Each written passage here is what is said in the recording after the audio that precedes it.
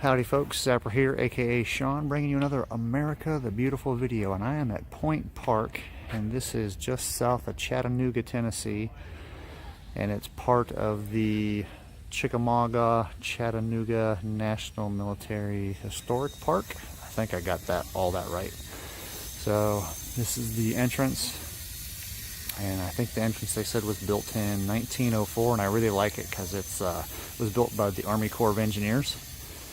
And of course, that castle that you see right there is the same insignia that U.S. Army engineers wear in their uniform. How do I know this? Because I was a U.S. Army engineer. So yeah, I kind of like that. That's really cool.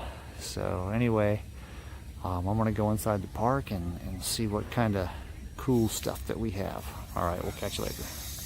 All right, so here we are at a artillery position here up on the point. So you guys can pause that and read it. But basically, we've got these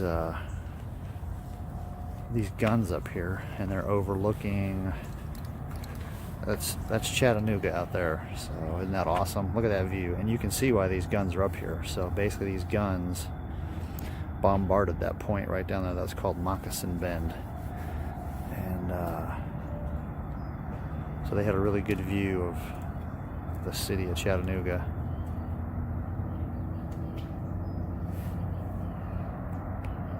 Alright, so here we are at the point, the actual point.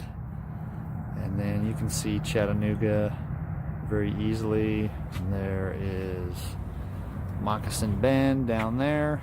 So during the Civil War, that right there was about all there was at Chattanooga. And then you can look at, so that's the Battle of Missionary Ridge. And then I'll kind of go ahead and zoom in. So here we are, and then you can see that's Moccasin Bend right down there, and then by looking at it, that's pretty much Chattanooga at that point in time. So that's the 1860s. So Chattanooga was basically that back then.